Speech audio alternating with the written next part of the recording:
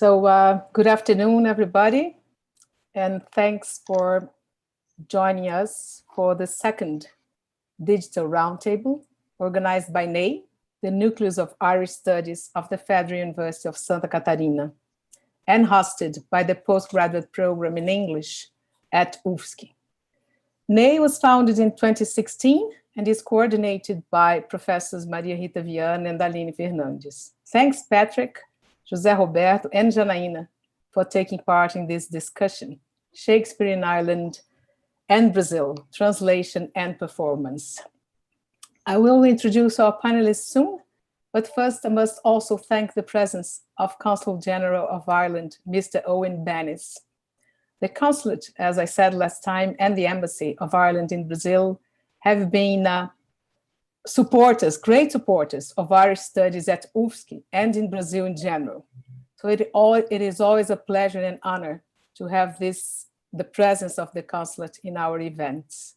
And please, Owen, if you would like to say a couple of words. Thank you, Beatrice, and thank you for inviting me to open today's roundtable discussion on Shakespeare in Ireland and Brazil, Translation and Performance. Following on from what was a truly dynamic and interesting roundtable on the Irish short story earlier this month, I'm excited to be here in such esteemed company to listen to what promises to be a thoroughly enjoyable discussion on Shakespeare and his relationship with Ireland and Brazil. Today's roundtable is yet another demonstration of the unwavering passion for and commitment to Irish studies by yourself and your colleagues at NEI and UFSC. As I mentioned during the last roundtable earlier in October, the Consulate, together with the Embassy, recognises the lasting contribution to Irish studies here in Brazil that Beatrice and our colleagues are making. We are proud of our friendship and strong partnership, and we very much look forward to further strengthening this in the years ahead. Through events such as today's roundtable, NEI continues to explore new ways of understanding and appreciating not only Irish arts, literature and culture, but also, and importantly, those outside influences. Today's roundtable is no different. In considering Ireland's connection to Shakespeare, one must explore what has been somewhat of an interesting, if not tumultuous, relationship in the 400 plus years since his death. I think it's safe to say that Shakespeare's relationship with Ireland and Ireland's relationship with Shakespeare has had ups and downs, with the relationship experiencing more of an up in recent years. There have been those who have and still question this relationship, with George Bernard Shaw coining the phrase "bardolatry" as he grew frustrated with the growing appreciation for the bard without reproach. Nevertheless, what cannot be disputed is the level of influence Shakespeare has had on Ireland. Shakespeare's references to Ireland in his history plays, particularly around the time of the 9-Year War between Ireland and England at the end of the 16th century. The ongoing battle with Irish identity in the centuries that followed are significant in this context. Macmorris himself in Henry V highlighted this in the very well-known quote, "What ish my nation?" A question answered by James Joyce in Ulysses and turned into poetry by Seamus Heaney in his poem Traditions.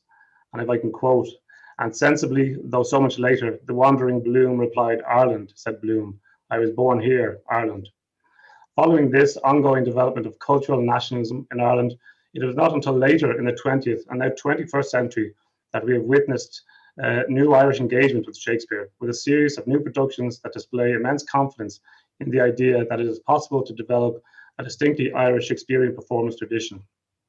Brazil's own relationship with Shakespeare has not been quite as long as Ireland's, but since the 19th century, it has become increasingly more relevant and present in the theatre world, particularly as the translations of his works have improved, allowing for more productions of his works to be held on stage throughout Brazil, while adaptations have been produced for both TV and film. Sergio Cardoza, Maria Fernanda, Renato Rocha, and others have all played a part in this.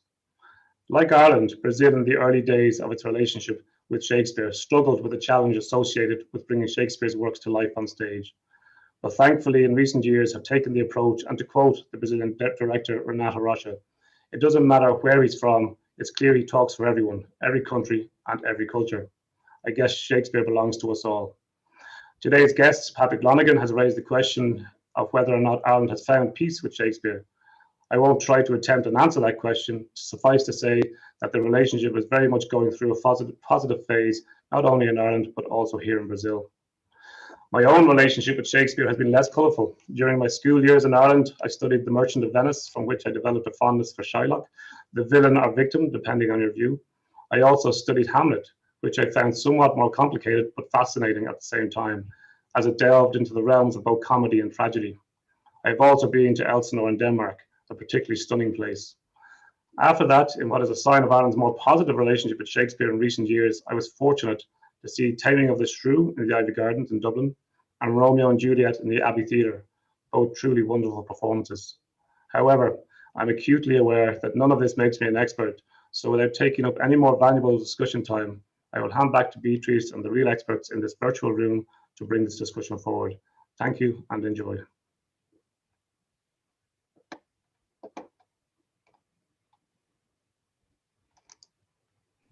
Thank you, Owen. It's wonderful to have you joining us this afternoon, and with such engaging words, and interesting to have your personal experience and also already anticipate some of the ideas that we will discuss here with José Roberto, Patrick, and Janaína.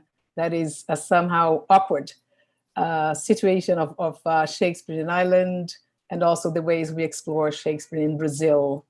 Before we begin with interviewing Patrick, I also need to thank the students in the backstage of the event, Harissa Silva, Carol Oliveira, and Heloísa Dalbello, and remind those who have registered at PGI that you need to leave your names in the chat box for a certificate of participation. And all those who want to ask questions, that you can insert the questions in the chat box too, and we will address your questions in the end. So our first speaker today, Patrick Lonergan, a longtime friend, a personal friend, and also a friend of Irish Studies in Brazil, is Professor of Drama and Theatre Studies at the National University of Ireland, Galway, and a member of the Royal Irish Academy. He was the 2019 Burns Visiting Fellow at Boston College, has edited or written many books on Irish drama and theatre, including the well-known Theatre and Globalization and Irish Drama and Theatre since 1950. Patrick has lectured internationally in Princeton, Florence, Tokyo, and Florianópolis. He was here for the 13th Annual Irish Theatrical Diaspora Conference in 2017, and I was in Galway as a visiting researcher in the same year. So we have a long-standing relationships between programs of theater and English.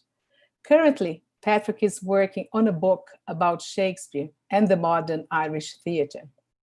So Patrick, one question that often intrigues Irish theater and Shakespeare scholars, and has already been raised in a way by the Council, given the history of tension between Ireland and England, is how Irish theatres view the plays of Shakespeare.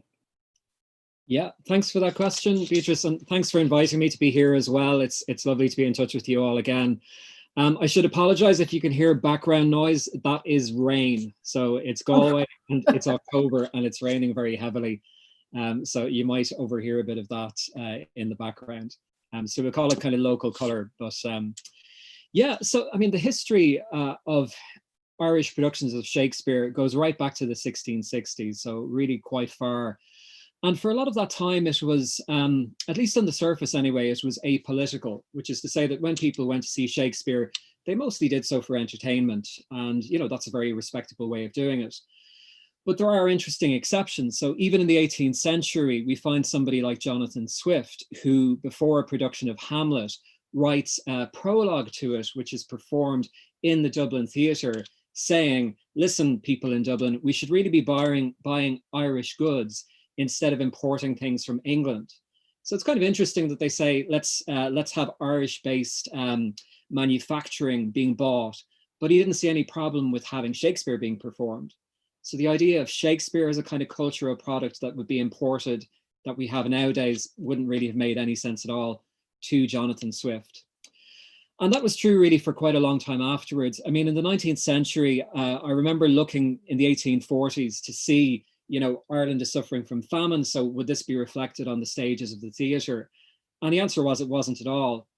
If you had gone to the theatre in Dublin, there was an average one new production of Shakespeare in Dublin alone every single week from 1845 to 1860.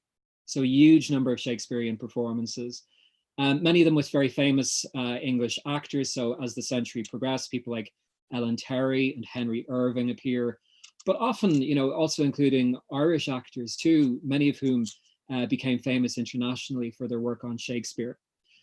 So really, I often think the story changes in 1916. So if you're from England and you're a Shakespearean and you're asked what's the significance of the day, the 23rd of April, 1916, you'll probably say, well, of course, that's the 300th anniversary of the death of Shakespeare. But if you're in Ireland and you say, what is the significance of the 23rd of April, 1916, you might very well say, well, that is the day of Easter Sunday in 1916, just before the Easter Rising following day took place. And I often think, the Easter Rising is a turning point of sorts in Ireland's relationship with Shakespeare. And because really what happened after independence is, rather than trying to come to terms with Shakespeare, rather than doing post-colonial versions of Shakespeare, the Irish theatre more or less ignored him. So the director of the National Theatre, Ernest Blythe, was asked, why does the National Theatre not put on Shakespeare's plays? And they didn't. From the 1930s to the early 1970s, no Shakespeare at all at the Abbey Theatre. And he said, well, this is because we don't do foreign playwrights. Now, during his tenure, they did Chekhov, they did Lorca, they did Brecht. So really when he said foreign playwrights, he really meant English playwrights. And so that was kind of the response to Shakespeare. He was done in school. So, similarly to the Consul, most of us have done 2 Shakespeare plays in school. But until relatively recently, not many people would have seen a Shakespeare play in Ireland. That changes in the 1970s. So shortly after Bloody Sunday, a really terrible event in the Northern Ireland Troubles, an Irish actor called Cyril Cusack does a Hamlet that is reset to Ireland. And so rather than something is rotten in the state of Denmark, it's something is rotten in the state of Ireland. And, that shows us how Irish people thinking about the Troubles, thinking about the relationship with England, look to Shakespeare, as Heaney did, again, as Owen was saying there. Heaney and others look to Shakespeare as a way of actually finding common ground. And that brings us to where we are now, which is that we have seen really in the last 15 to 20 years or so, the emergence of quite a distinctive Irish tradition of staging Shakespeare, where instead of, thinking about Ireland and England, instead of trying to live up to some sort of impossible standard, Irish theatre makers are putting on the plays and saying, these are for Irish audiences, let's just do them for ourselves. So it's a long and very, very interesting history. And I think in many ways it acts as a kind of metaphor for the relationship between Ireland and England in all sorts of ways as well. When things are good, Shakespeare is well received in Ireland, but when things have been bad, Shakespeare has been a little bit less well received. You're muted there, Beatrice. Yeah. So thank you very much, Patrick, for this brief history of the relationship between Shakespeare and Ireland and how it changes throughout time. So if you think of recent years, what are the important Irish productions relevant from any perspective? Yeah, there've been quite a few, and a lot depends on the perspective that you want to look at. So I'll just single out maybe 2 or 3 that are particularly interesting. I think for me, the moment when I began to realize that something interesting was happening with Shakespeare was when an Irish director called Lynn Parker staged a version of The Taming of the Shrew, and she reset it to 1950s version of rural Ireland. So it was like Shakespeare meets Father Ted. And what was very surprising about it was that it actually seemed like a 1950s Irish melodrama, or indeed like Father Ted. It actually worked very well. But also what was very interesting is how in an Irish accent, the words of Shakespeare, they didn't sound foreign anymore. They actually sounded like something out of John Millington Synge or another Irish dramatist's plays. So when you hear someone in Shakespeare, use an oath like would to God, well, that actually sounds, in an Irish accent, it sounds like Synge. And this was the big, I suppose, surprise in some ways, is that if we go back to the way Shakespeare's words would have been pronounced a lot of his words originally would have been pronounced in a way that actually sounds nowadays very Irish. So if you had seen Hamlet in 1599 in London, the word devil is used in that play, but it would have been pronounced divil. And in Ireland, when I was a kid, if I was misbehaving, somebody would say, well, you're a right little divil, so you are. So that pronunciation is part of Irish English, but actually inherited from the English of Shakespeare. So it's a funny kind of thing is that, when the play seemed most Irish, it was also offering us a kind of time capsule into Shakespeare himself. And Lynn Parker later went on, she did a Macbeth in Belfast at the Lyric Theatre, where the actors all spoke in their own different Ulster accents. And there again, I mean, just the English that they were speaking, it just sounded so fresh and authentic and alive, and it was really quite amazing. So language and accent, I know this roundtable is about translation, and for me what's been really fascinating is how the English that we speak in Ireland has offered a kind of way into Shakespeare that I wouldn't have expected to find there. There have been other interesting ones as well. Very recently, we had a production called Druid Shakespeare, where Druid Theatre staged a cycle of the plays about Shakespeare's kings, Henry IV, Henry V, and had them be played by Irish women. So Dervla Crotty played Henry IV and Aisling O'Sullivan played Henry V, and they delivered these lines in their own Irish accents. And, given the kind of colonial history of Ireland and the idea of the English aristocracy, gender, and all of the rest of it, to see Irish women playing these roles was very, very powerful. And then finally, just one brief example, there was a recent production of Hamlet, which was staged at the Gate Theatre, in which the lead role was played by the Irish-Ethiopian actress Ruth Nega. So it wasn't the first time a woman had played Hamlet in Dublin. The first time that happened was in the 1740s, but it was the first time that a person of colour had played the role on an Irish stage. And for me to see a Hamlet that was Irish, but that was representative of the Ireland that we live in now, which is a more diverse country, and in many ways, a country in which there are a variety of different traditions. To see that reflected in a production that was still recognizably Shakespearean, also recognizably Irish, I found that very, very powerful. And it was also a great production. But I think the real significance is there are lots of great examples for us to choose from, and those are just some of the ones that really stand out for me. Yeah, it's interesting to see how these contemporary productions somehow embrace questions of gender and of race and of multiculturalism. And we'll talk a little bit about that in Brazil too, and how they are still successful. And you mentioned a very interesting aspect of English in Ireland, that somehow the Irish, say, dialect would be appropriate for Shakespearean productions. But has any of the plays, Shakespearean plays, been translated into Irish itself in Ireland and produced in Irish? Yeah, the answer to that is not many. And so there was a production of Macbeth that was performed in the Irish language in the 1930s in a theatre called Untitled, which is the Irish, the National Irish Language Theatre. And again, I think it's quite significant that this happens shortly after Irish independence. I once heard somebody say, I don't know if it's true, that in the wake of the First World War, most European nations translated the Bible and Shakespeare into their language of their newly independent countries. And so in Ireland, that didn't quite happen in the same way, but it is interesting that they did do Macbeth, which is, of course, the play that so many people in Ireland associate with Irishness, not just because the country is mentioned in the play, but also because, often in the Troubles, for example, Macbeth was seen as a metaphor for, the bloodshed that people were experiencing in Northern Ireland. So that's quite interesting. But for me, I think the truly significant thing about translation in an Irish context is how people have found Irish idiom, Irish dialect, Irish accent as a way of doing Shakespeare, so that they don't have to translate. In many ways, they have to stop trying to pretend to be British. They actually have to let their own Irishness come through. So that's quite interesting, I think, particularly from a post-colonial point of view.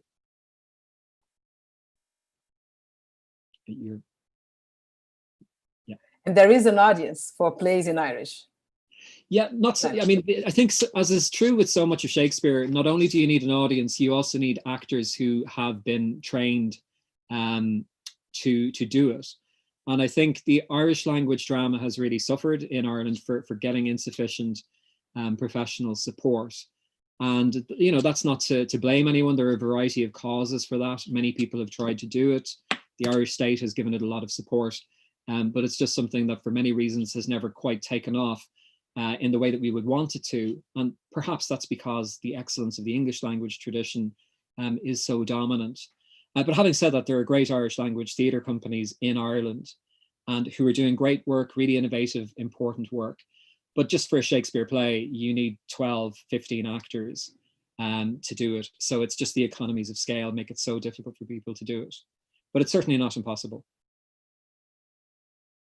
Some of us here are practitioners, but I guess most of us in this roundtable, we are primarily academics. And so we dwell in this world of ideas and isms. So you've just mentioned post-colonial contexts.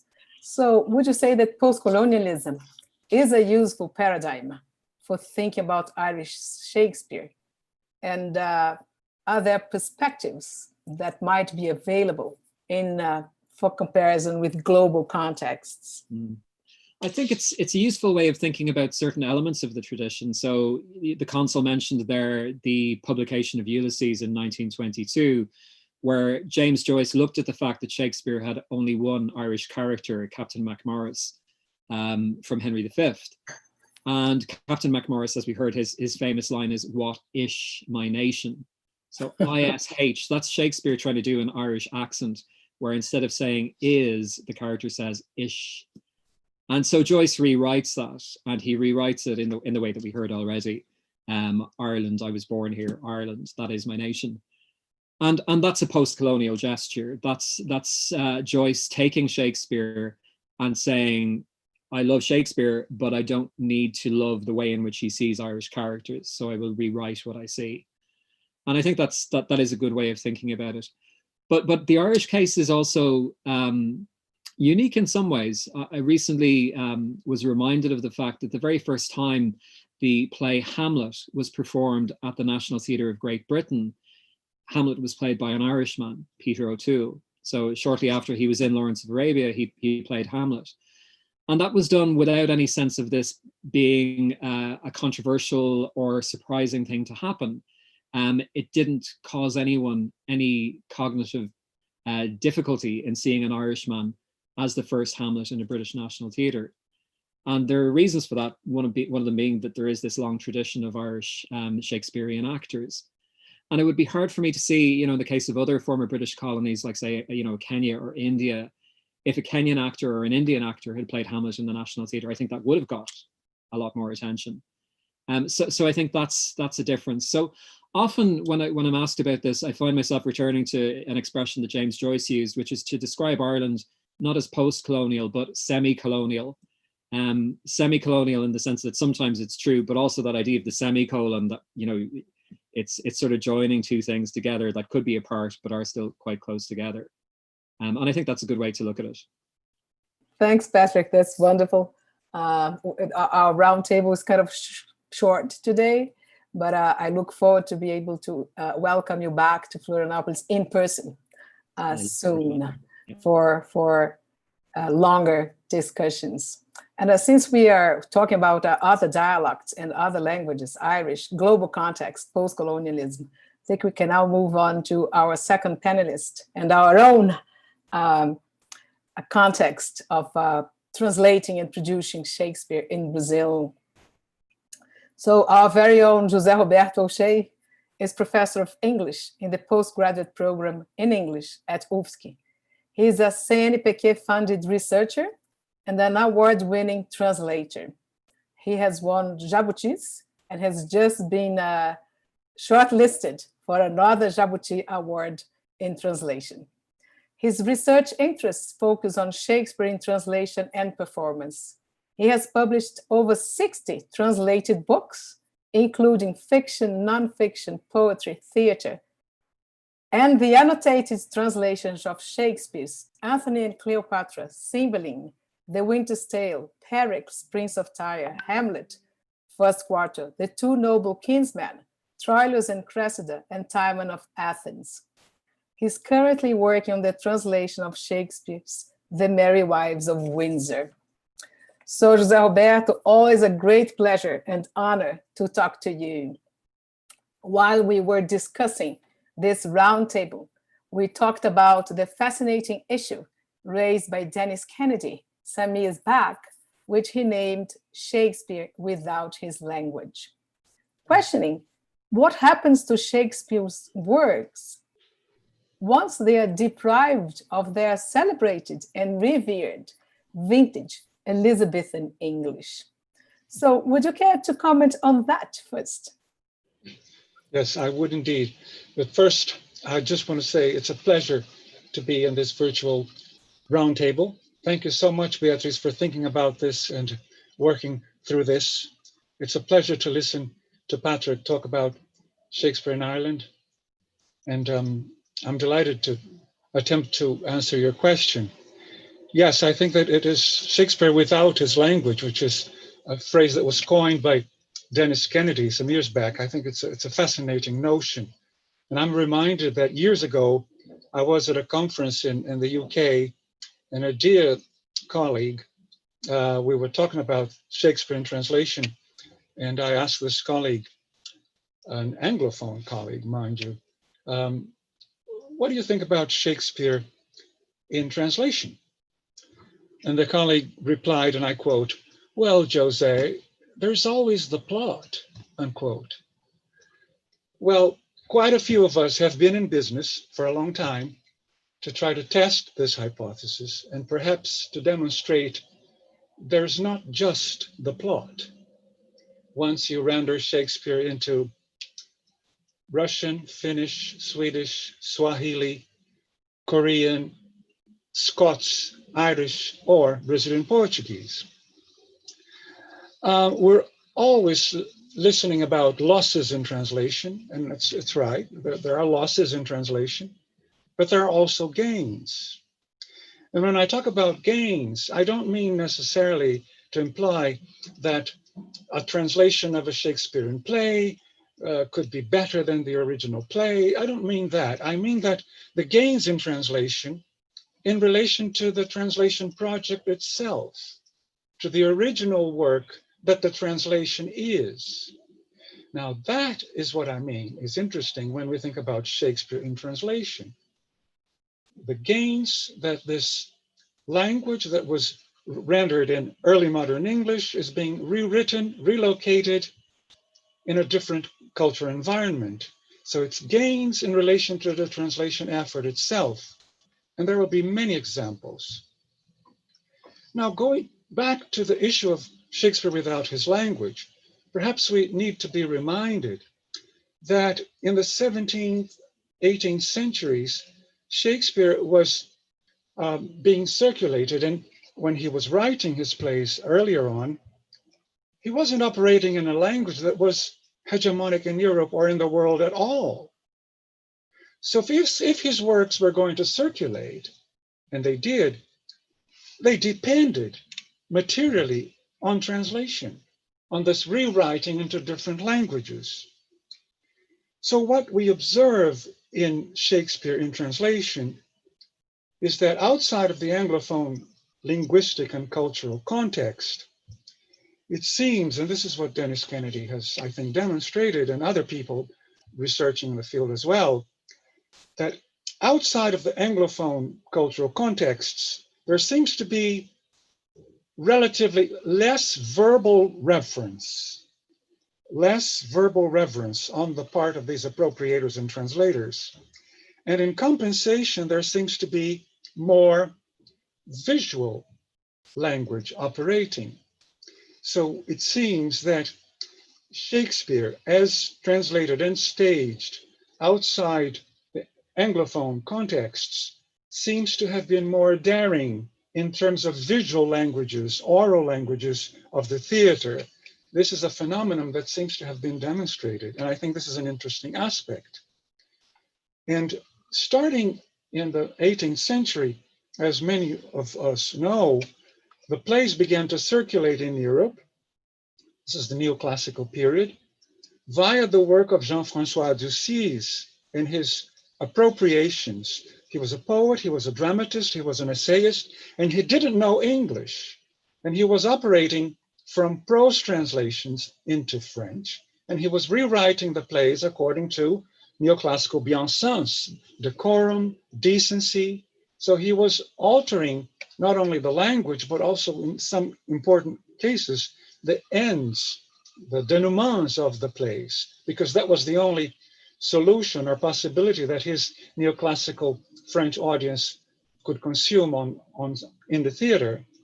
So all over Europe, into Dutch, Russian, Finnish, Spanish, continental Portuguese, then Turkish, the plays were being circulated in adaptations or translations based on Jean-François Ducis' rewritings of the plays. And this is very fascinating.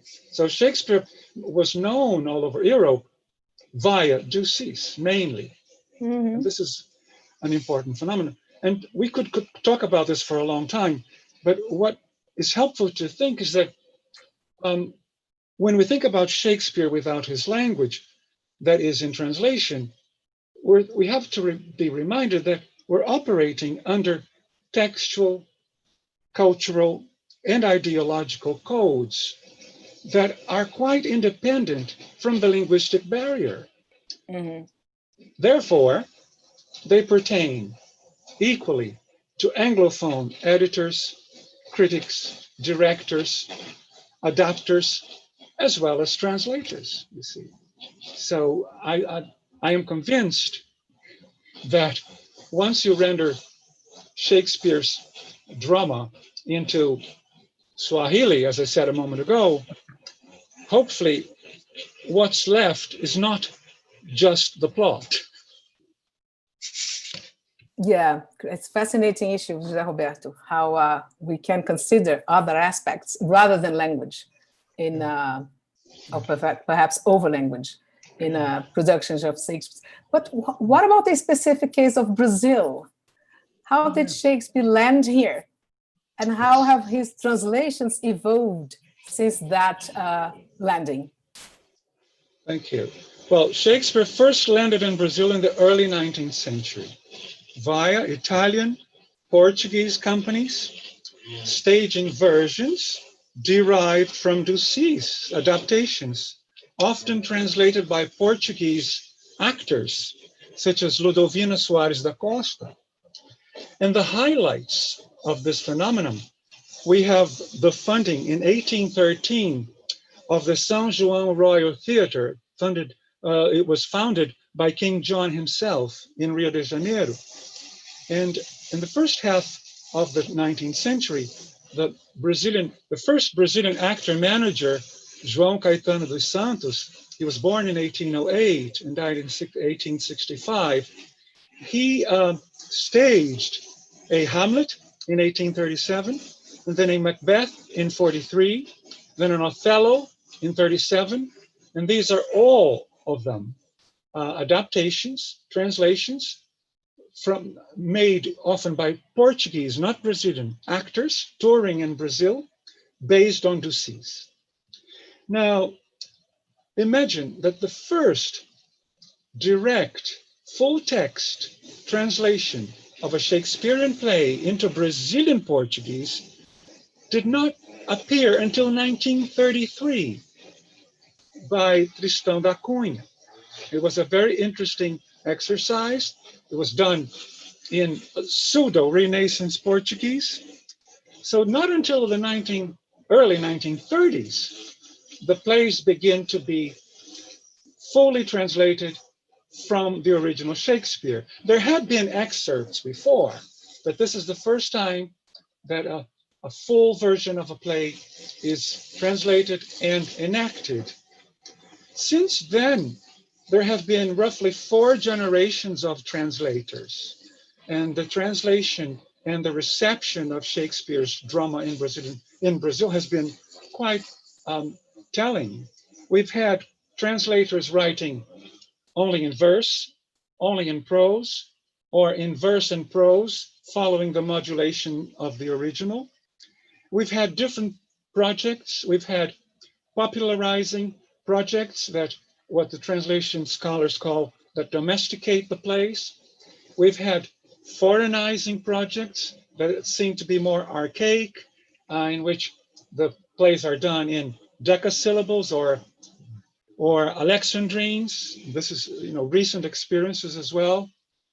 More archaic languages or more archaic alternatives in terms of rendering into Portuguese, more modern, updated.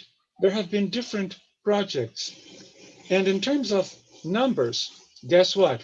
The most often translated play has been Hamlet, 16 translations, followed by Macbeth, 13.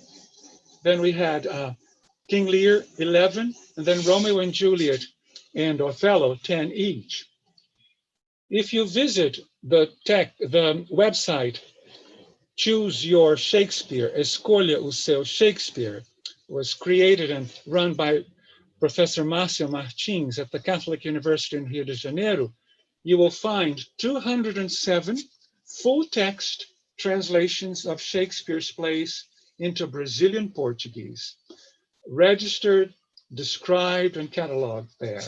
So I think to round up the answer that we could go on forever, is just, I think that Shakespeare in translation in Brazil is live and kicking, is alive and kicking.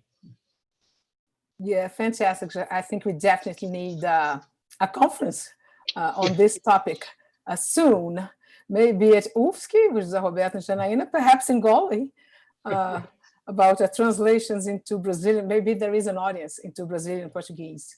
But anyway, would you like to finish your participation? Would you like to comment on your own experience translating Shakespeare's into plays into Brazilian Portuguese? I'd love to beat my own drum here. Go to the bookshops. No, I started this in the early 1990s under the aegis of the Centro de Estudos Shakespearianos at the Federal University of Minas Gerais with a bunch of colleagues. And we decided to start doing annotated verse translations of Shakespeare's plays into Brazilian Portuguese. And we decided to start out by the less known, less published, less translated plays. And I started with Antony and Cleopatra.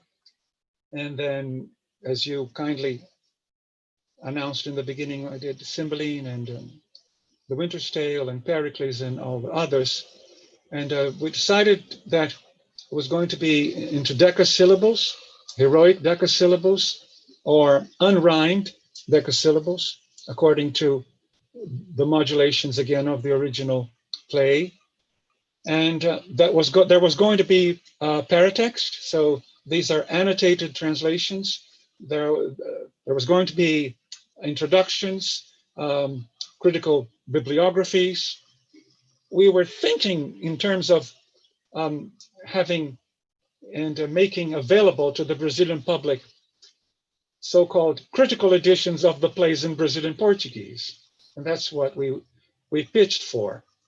And out of the 8 or 9 that I've done, 3 have been tested on the boards, by 2 by professional companies and 1 by an amateur company. And in 2 of the 3 instances, I was lucky enough to be involved with the dramaturgy of the show and discussing the translation with the director.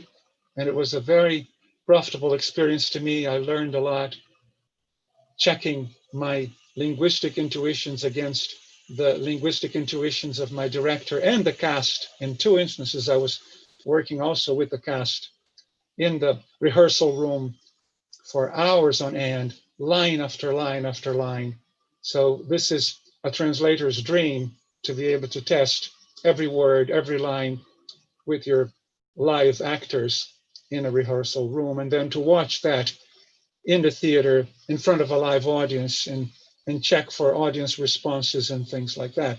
So I think I've been very lucky with my own work. And I've also had great support from the University, the Federal University of Santa Catarina, and my colleagues in the English graduate program. So I'm quite grateful. Thank you for your question. Thank you, José Roberto, and congratulations for your wonderful career so far. And we look forward for the next translated Shakespeare soon. I hope it's published soon and we can all appreciate your wonderful work as a translator.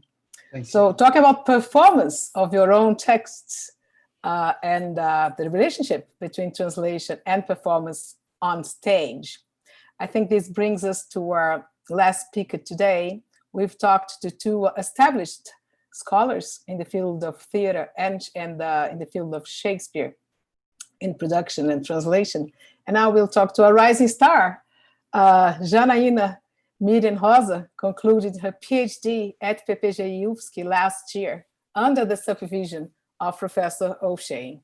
She was previously a visiting researcher at the Shakespeare Institute at the University of Birmingham, and has published some articles on her research interests, which are political aspects of Shakespearean performance in Brazil, the UK, and now she's beginning a new interest in political performance of Shakespeare's plays in Ireland too. So Janaína, very nice to have you joining us this afternoon. And I was in the examination board of your PhD in your Viva, and I was honored to be part of that Viva. In your PhD dissertation, you have written about a Brazilian production of Hamlet, directed by Marcio Meirelles in Salvador, Bahia. Could you tell us a little bit about it? Of course. Thank you, Beatriz, for this opportunity to be here. So yeah, so I'm just going to talk a little bit about my PhD dissertation. So I analyzed Marcio Meirelles' production of Hamlet. I also analyzed other 3 performances of Hamlet from the Royal Shakespeare Company. So Meirelles' production was first performed in 2015 at Teatro Vila Velha in Salvador, Bahia, as you've mentioned. And I had the opportunity to interview Meirelles while I was still doing my research, and this interview was very important for the development of my analysis. And one important aspect of this production is that Meirelles makes use of the translation of the first quarto of Hamlet into Portuguese by José Roberto O'Shea, who is here with us in this round table. And the first quarto is one of the 3 extant texts of Hamlet. And Meirelles' production is the first professional staging of the first quarto in Brazil. So in my research, I selected scenes in which iconic passages from the play can be found. For example, the play within the play, which in O'Shea's translation of the first quarto appears in Act 3, Scene 9, and the soliloquy to be or not to be, which can be found in Act 2, Scene 7 of the same translation.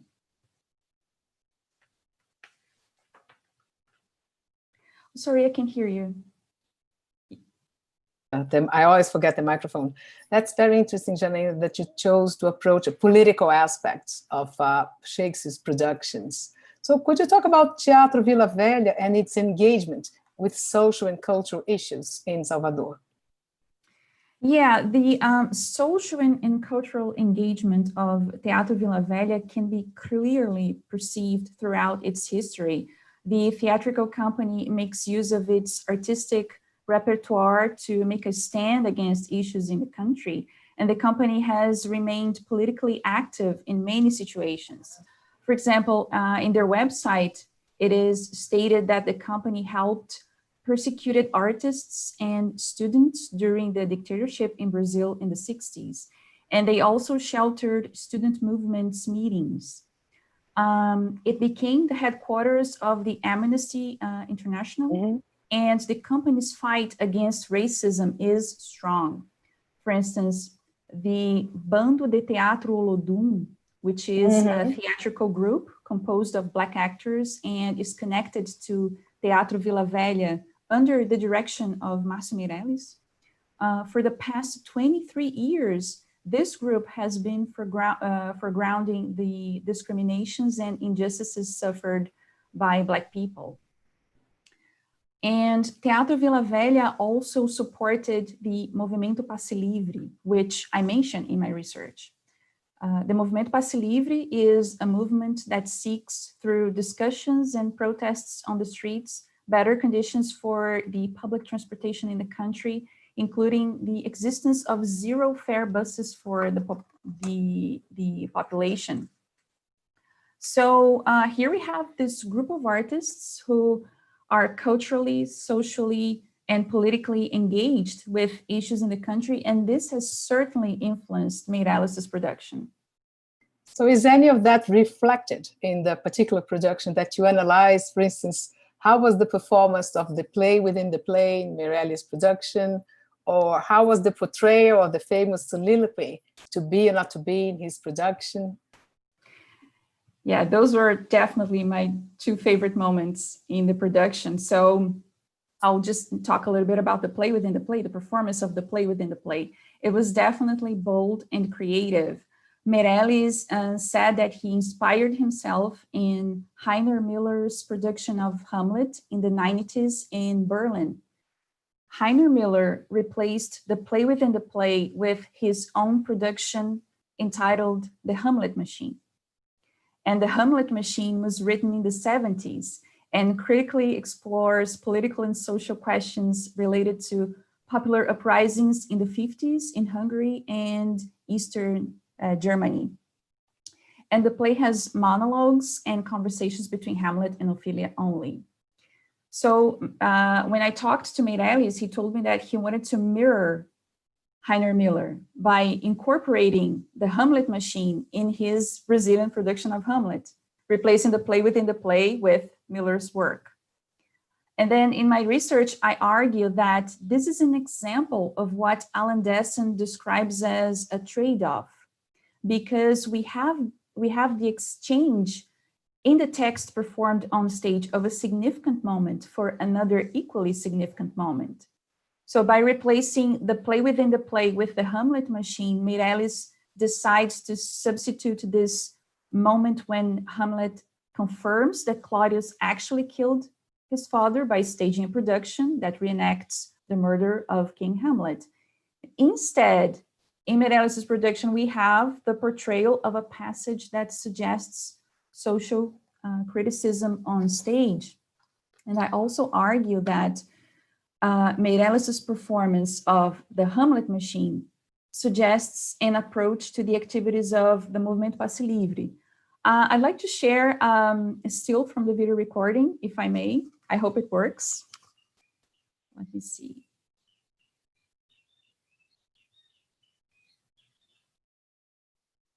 Here it is. I hope everybody's seeing it. Can you see it, Beatriz, the picture? Okay.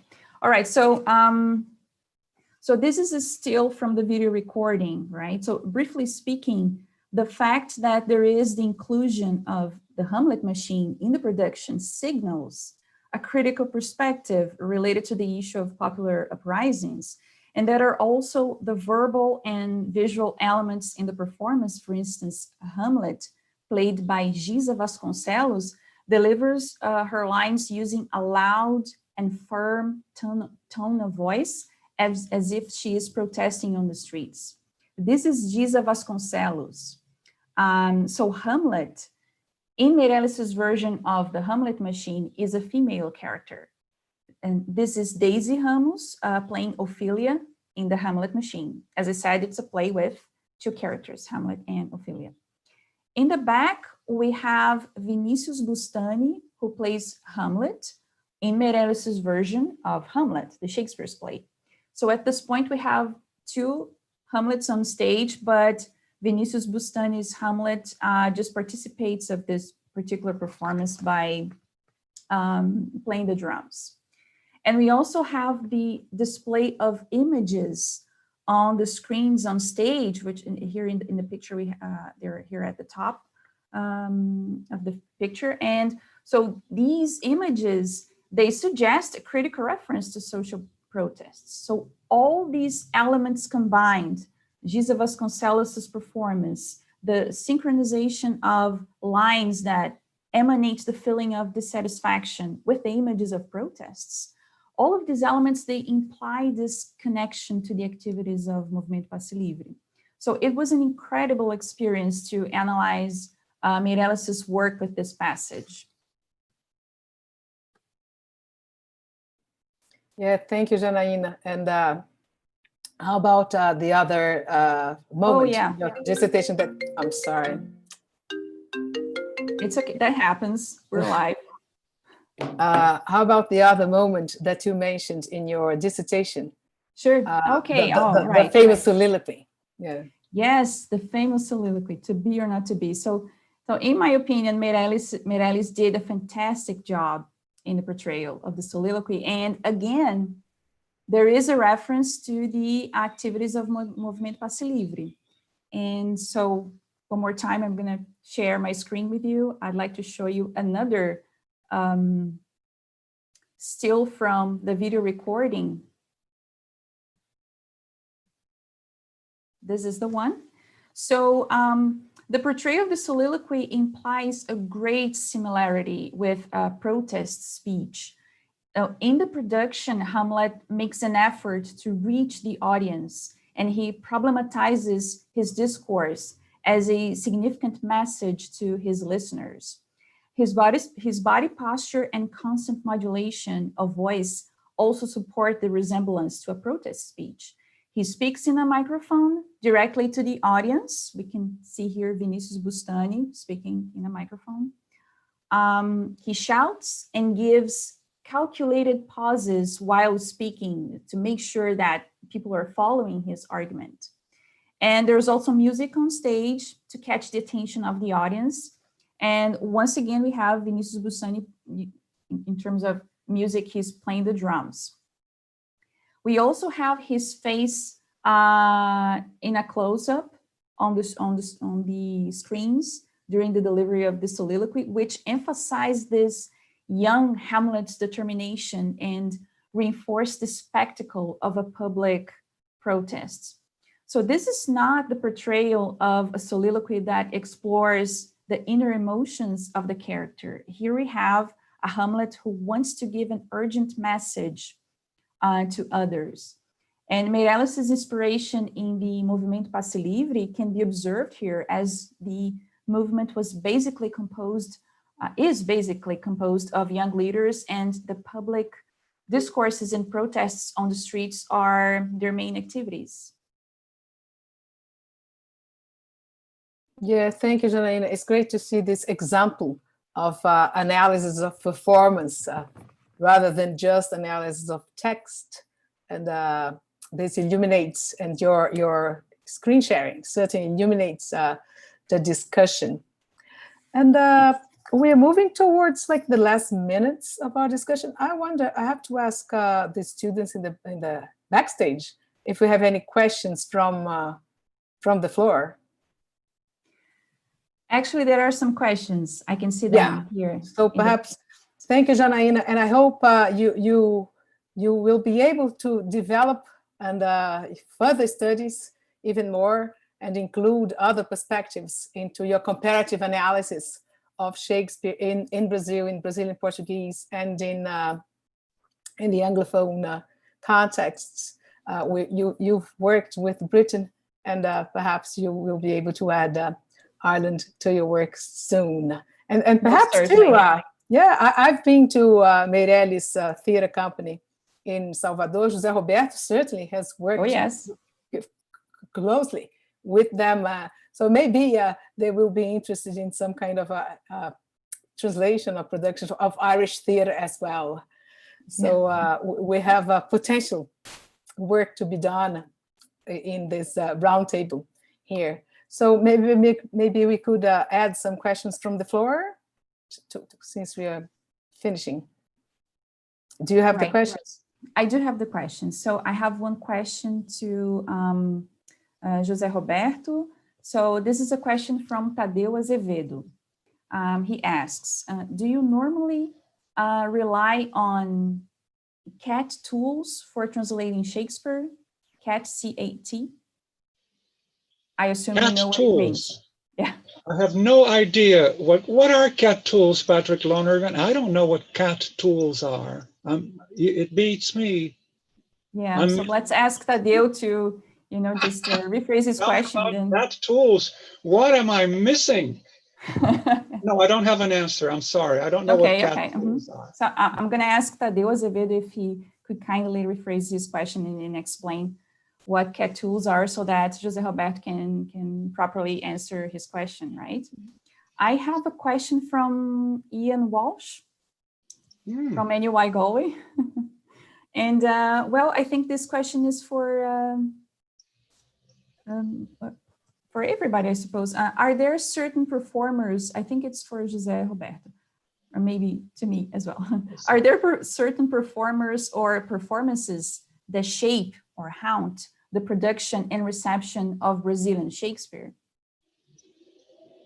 Oh, yes. I'm going to direct this question to José Roberto. There have been.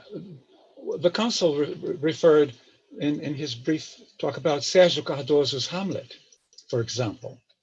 It was quite important, and it shaped, it established a Brazilian burden of the past, so to speak, because it just became a touchstone on the rendering of this Brazilian Hamlet. So there have been also Paulo Otran's performances of Othello, of Prospero, have gone down in the records as seminal, as groundbreaking in terms of Brazilian theater, and the women as well. I think that Ruth de Souza's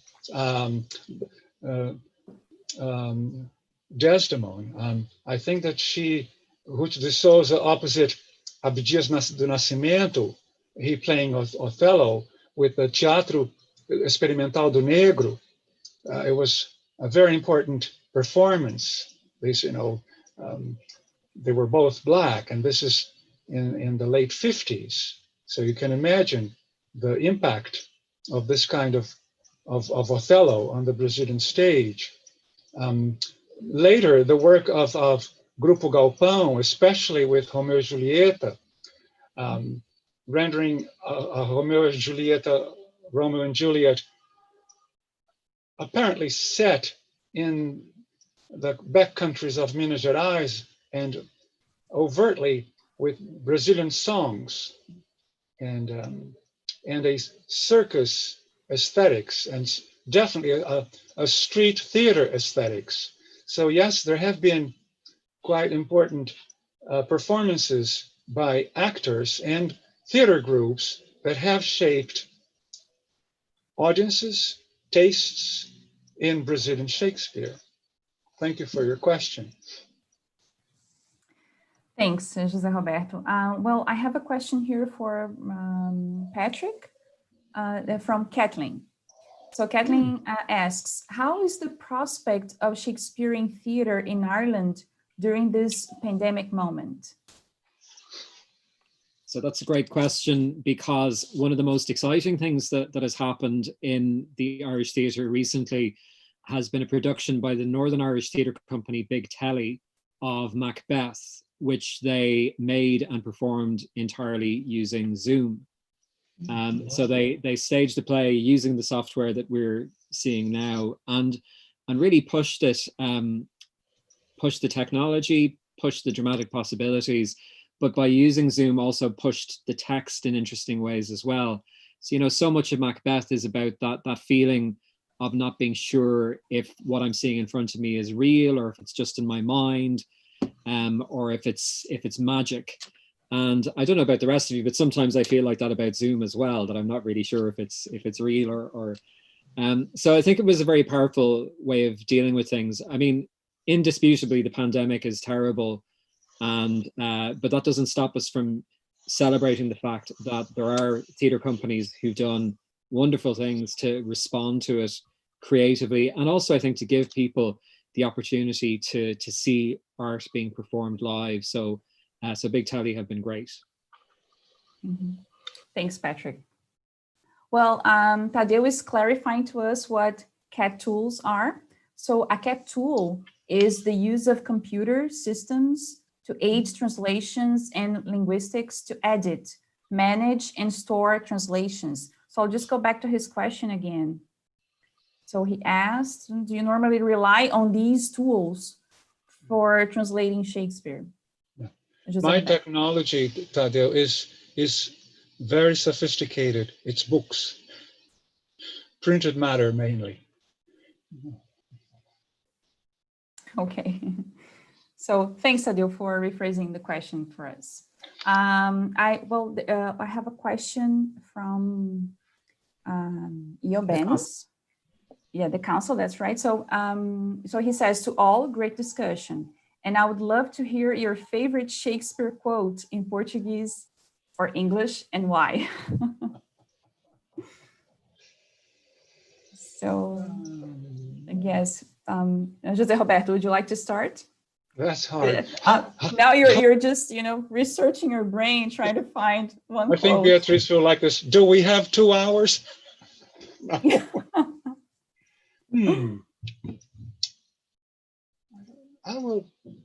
I'm thinking of the opening lines of Antony Cleopatra, but it's hard. It's quite hard to think of my favorite line. I don't know. I think that the opening lines of the speech between Philo and Demetrius, the opening lines there, I think, are my choice, Brazilian Shakespeare.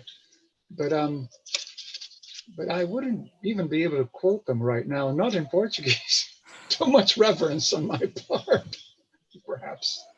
But there would be quite a few. There would be quite a few. The songs. So, Patrick, do you have one, Patrick? Well, I mean, I could certainly, if we had to only take one Shakespeare play away with us, I would always take Hamlet, because I love all of the speeches in Hamlet. But actually, my favorite line in Shakespeare is one of the least poetic, and it's from Much Ado About Nothing, when Benedick and Beatrice, who at the start of the play hate each other, are tricked by their friends into falling in love. And Benedick says to Beatrice, "I do love nothing in the world so well as you." Is not that strange? And I'm just very sentimental about these things. I think that's a really wonderful insight into human psychology, that it shows that this person who's finally learned to love somebody else has been estranged from himself. And that sense in Shakespeare, that the interaction with other people makes us bigger than we are, is part of his own imaginative generosity. So for me, it's a simple line, but I feel like it encapsulates a lot about why I love Shakespeare's plays so much.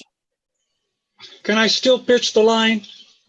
I think it's the first line of Cleopatra, when she says to Anthony, who is besotted, she says, if this be love indeed, tell me how much. And I think I rendered it something like, se for amor mesmo, diz-me quanto. And this how much. We have just heard Philo talking about the Queen of Egypt as a strumpet. And she's talking about, if this be love indeed, tell me how much. Are you talking about how much love? Are you talking about how much are you prepared to disburse to me? So I love that line, because it says so much about Cleopatra and her business, matter-of-fact view of the whole play, until, of course, the hero is dead in her laps at the end of Act 4. And then, and hell freezes over for her. Yeah, it's wonderful to be able to close. We're still here to Janaína's favorite line, which will be the last one. But it's wonderful to go to the richness of Shakespeare, be it human emotions or ambiguity in meaning. So Janaína, please. Yeah, so I'm going to go very quickly. It's very difficult to choose like one line, but I've been thinking about Sonnet 18.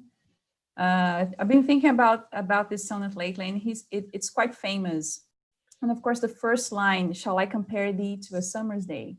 And I really like this line because, I mean, to me, I like, if I don't know the sonnet, I have no idea what's going to come next.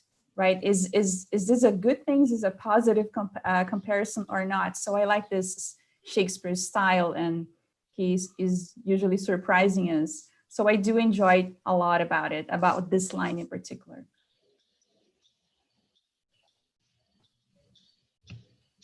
You have to unmute yourself, Beatriz.